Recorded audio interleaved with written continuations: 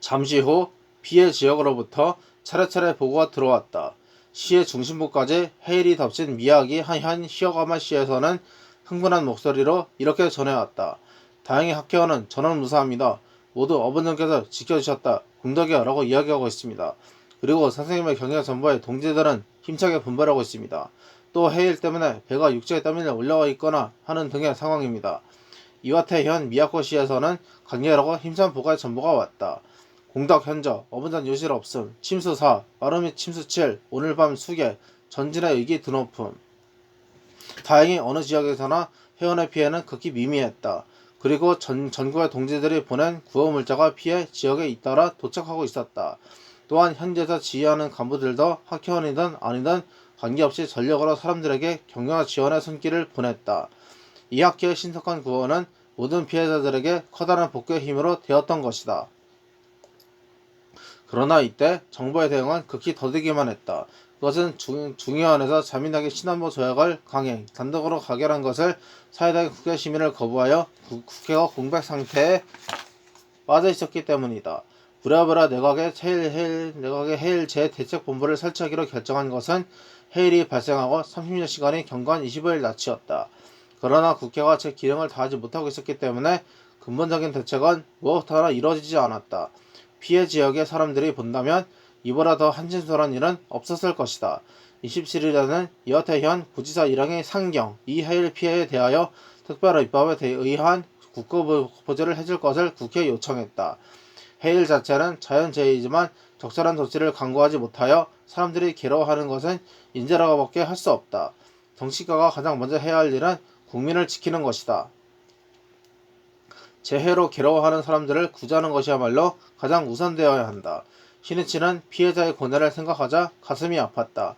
그리고 안보를 둘러싼 당리당략에 집착하여 민중이라는 원점을 망각한 정치에 분노를 느꼈다. 신이치는 입정 안국을 실현해야 할 필요성을 통감하지 않을 수 없었다. 입정이란 정을 세우다, 즉 불법의 생명순환과 자비라는 인도의 차질을 유포하는 것이며 불법자의 종교적 사명이라 해도 좋다. 또 개인에 맞게 말한다면 자신의 자비의 생명을 개척하고 인도를 기범으로 확립해가는 인간 자신의 생명을 의미한다.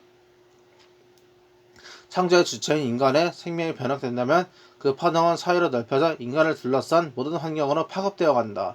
그리고 정치에 한하지 않고 교육, 문화, 경제까지도 인류의 행복과 평화를 위한 것이 되어 안국, 즉 나라를 안정되게 할 수 있다. 그것은 바로 한절기 대화의 흐름이 대지를 적시어 마침내 옥토로 바뀐 그 대지 위로 초목이 무성하게 우거지는 것과 흡사하다 할 것이다. 불법은 대하, 인간은 대지이며 초목은 평화, 문화에 해당하는 것이다. 니체는 불법의 본인은 입정 안국에 있다. 대성이는 민중의 고뇌를 당신의 고뇌로 하시어 행복과 평화의 실현을 위해 정법의 깃발을 내걸고 강승지포에 서셨다. 즉 눈앞에 전개되는 현실의 불행을 없애는 것이 대성인의 목적이셨던 것이다. 그것은 입정이라는 종교적 사명은 안국이라는 인간적, 사회적 사명의 성취로 연결되는 것을 나타내고 있다. 거기에 정치를 포함한 교육, 문화, 경제 등 현실 사회의 현상과 불법자 간에 피할 수 없는 접점이 있다. 그러나 그렇다고 정치의 장에 직접 종교를 갖고 들어간다거나 정치 권력과 종교가 손을 잡는다는 것은 결코 아니다. 종교는 인간을 단련시키고 인격을 더욱더 연마하게 하여 사회 건설이라는 사명에 자각한 인재를 육성하고 배출하는 토양이다. 그러므로 학회는 전 국민을 위해 정치를 맡기기에 충분한 고견한 인격을 지닌 인재를 추천하여 정계에 보내기는 했지만 학회가 직접 정책 등에 관여한 일은 없었다. 신헌보 조약을 둘러싸고 학회가 추천한 참여한 의원이 정책 결정에 대해 신이치에게 상담하러 왔을 때 그는 잘라 말했다. 그것은 여러분들이 고민하고 생각하여 국민을 위해 결정해야 할 문제입니다. 나의 생각은 오로지 전 민중을 위해 평화를 위해 여러분들이 싸워주기를 바란다는 것뿐입니다. 신이치의 바람은 어디까지나 민중의 행복과 평화에 있었고 신이치는 그것을 위해 사회각 분야로 어디까지나 민중을 위해 싸우는 힘 있는 인재를 육성하여 내보내는 것에 온 힘을 기울이고 있었다. 젊은 날개는 미래의 대공을 향해 용감하게 날개쳐간다. 거기에는 황금빛으로 빛나는 희망의 빛이 있다. 6월 26일 야마모토 신이치는 도쿄 세다가야 구민회관에서 열린 제3회 학생부 총회에 임했다. 학생부는 홋카이도 유바리의 탄광에서 일하는 학교원들이 탄광 노조에서 축출되었던 유바리 탄노 사건이 한창이었던 1957년 6월 30일에 탄생한 도다스세가 마지막으로 결성한 부서였다. 이때 시니치는 탄노가 자행하는 부당한 탄압을 분석하자 벗들의 상문과의 용기의 등불을 밝히면서 홋카이도의 들판을 누비고 있었다. 즉 탄광 노조라는 당시 커다란 조직 권력의 횡포로부터 민중을, 신교의 자유를, 사람들의 인권을 지키는 싸움의 와중에 탄생한 것이 학생부였다. 그것은 차세대 사회리더로서 민중을 지켜가는 학생부의 사명을 말해주는 것이었다. 시니치는 도쿄 미나토의 이자부 공회당에서 열린 그 결정대회에 만감의 마음을 담아 홋카이도에 당에서 축전을 보냈다. 그때 모임 멤버는 약 500명이었으나 그 후 3년이라는 세월이 흘러 부원수는 2,800명에 달했다. 이날의 총회에서는 뜨르는 학생부들이 만든 학생부의 노래가 발표되었다. 거기에는 야마모토 신임 회장과 함께 300만 세대 달성과 세계 평화를 향해 새 출발을 하려 하는 대학생들의 약동에 숨결이 넘치고 있었다. 대호령은 울려 퍼져. 어제 사자왕은 혼자서 간다. 생명을 각지한 젊은이들이 우렁차게 외치며 모여만노라. 뒤따르라. 나 이만하고요. 청정한 진실을 관찰하리라. 노랫소리는 하늘을 찌를 기세였다. 이 노래에는 이만이라는 것은 도대의 실수기까지 달성할 목표로 학생부가 입안한 구원 증가 목표였다. 그것은 전년 11월 학생부장에 취임한 와타리고로가 총회 석상에서 발표한 인사소개 활동 방침으로 확인되었다. 와타리는 300만 세대 달성을 목표하는 학회 학생부는 2만 명으로의 확대를 도모하여 이 대복전의 선거를 끊어가겠다는 포부를 발표했다. 장난은 폭풍과 같은 박수에 휩싸였다. 남자보다 섰다. 여자보다 섰다. 그리고 지금 지형을 겸비한 젊은 학도가 일어서려 하고 있다. 광포의 산하의 법기를 높이 휘날리며 드디어 영재의 벗이 유학하며 나설 것을 생각하자 시니치는 마음이 든든했다. 학생들의 의기가 깊었던 것이다. 시니치의 강연 차례가 시작되었다. 참가자에게 정중하게 인사하고 나서 이야기를 시작했다. 여러분, 오래간만입니다. 나는 학생부 여러분을 만나면 희망이 솟아납니다. 또한 나는 여러분을 신뢰하며 존경하고 있습니다. 사회 대리더에게 말을 건네듯 정중한 어조였다. 시니치는 대학생들 한 사람 한 사람을 하나의 독립한 인격체로 대했다. 교육이란 인격에 의한 인격의 촉발이다. 젊은 인격을 존중할 수 없는 사람은 이미 인간을 육성시킬 자격이 없다 해도 좋다. 나의 청춘 시절은 가난하였고 게다가 병약하여 언제 죽을지 모르는 몸으로 충분히 공부할 수도 없었습니다. 그러나 도다 선생님이라는 위대한 스승을 만나 훈련을 받고 신심을 끝까지 간퇴해 왔기에 지금은 이만큼 행복한 사람은 없다고 할 만큼의 경애로 되었습니다. 그러한 선생님의 은혜에 보답하기 위해서라도 선생님이 나타내신 광선숲의 구상을 전혼으로 생명을 걸고 실현해갈 결심입니다. 다만 내가 쓰러진다거나 혹은 내가 힘을 잃어 그것을 실현할 수 없게 되면 여러분께서는 나 이상의 힘으로 나를 뛰어넘어 도다 선생님의 구상을 완수하고 선생님의 위대한 사상을 세상 끝까지 선양해 주시기를 부탁드립니다. 시니치는 영원 불멸할 광포의 흐름을 만들기 위해 체력의 한계를 넘어서는 투정을 개시하고 있었다. 언제 쓰러진다 해도 당연할 만큼의 분투였다. 그렇기 때문에 미래를 청년들에게 기탁하지 않으면 안 되었다. 시니치의 이야기는 종교와 문화의 관계성으로 이어졌다. 시니치는 정치도 경제도 과학도 그 근저에는 위대한 철학, 위대한 종교가 필요하다고 말하고 색신불의 생명천리인 니시른 대상이나 불법이야말로 진실한 인간 문화를 창조하는 원천이라고 호소했다. 그리고 위대한 문화를 건설하는 담당자에게는 위대한 신화, 위대한 청년이 없으면 안 된다고 말하며 청년의 사실을 언급해갔다. 지금 여러분이 해야 할 일은 대정렬을 불태워 나보다 몇 배 더 공부하며 신앙의 실천에 몰두하는 것입니다. 단련을 잊은 청춘의 말년은 사상 누각의 인생일 뿐입니다. 결코 초조해하지 말고 장차 대성하기 위해 묵묵히 배우고 또 배워 스스로를 끝까지 연마해 주시기 바랍니다.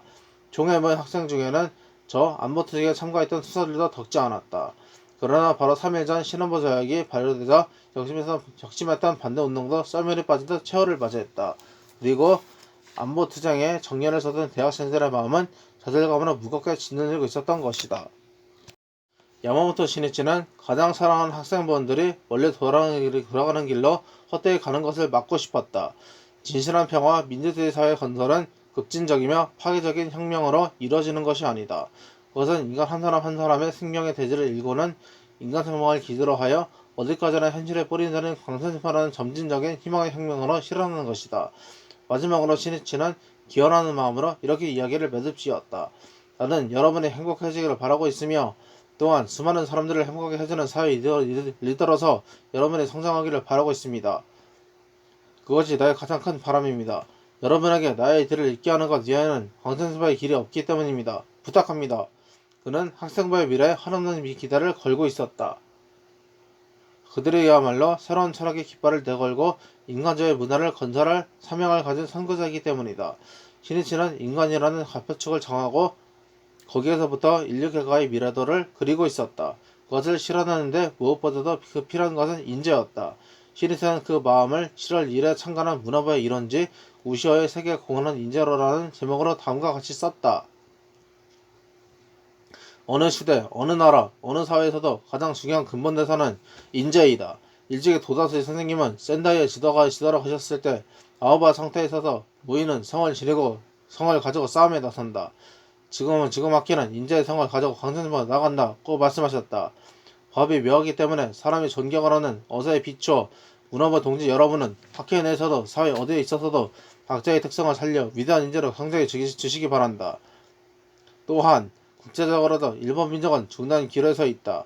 바라건대 이 시대에 전 세계 최대로 공헌에 가는 인재가 힘차게 날개칠 날을 기다리는 바이다. 거기에는 널리 인재를 갈망하는 신이의 절실한 호소가 담겨 있었다.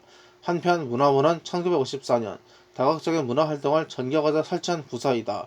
또한 그 일원지 우시오는 그 후 출판사로 독립하여 새로운 휴머니즘을 창조하는 종합월간지로 발전, 여론을 리드하고 있다. 비행기 창밖에는 에메랄드빛 산호초의 바다가 펼쳐져 있었다. 그리고 저편에는 아름다운 초록의 섬이 시야에 들어왔다. 1960년 7월 16일 저녁 무렵 회장 야마모토 시니치는 슬픈 역사에 맞서 일어선 우롱우마의 사람들이 있는 오키나와 선지의 방문에 제일벌의 세기를 하고 있었다. 시니치는 회장으로 취임하기 이전부터 이 방문을 염원하고 있었다. 시니치는 오키나와의 비극적인 역사를 항상 마음 아파하고 있었다. 오키나와는 전쟁 중 본토 결전을 지연시키는 버림돌이 되어 일본에서는 유일하게 주민들까지도 희망하게 된 처참한 지상전이 전개되었던 땅이다.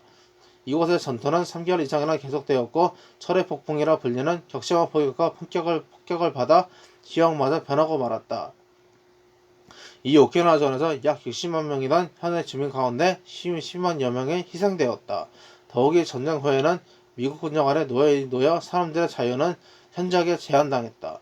그리고 1952년 4월 28일에 샌프란시스코에서 체결된 대일 강화 조약에 바로 일본이 독립한 후에도 오키나와는 미국의 통치권 하에 놓이게 되었다. 이 조약의 제3제 그것이 명문화되어 있었던 것이다.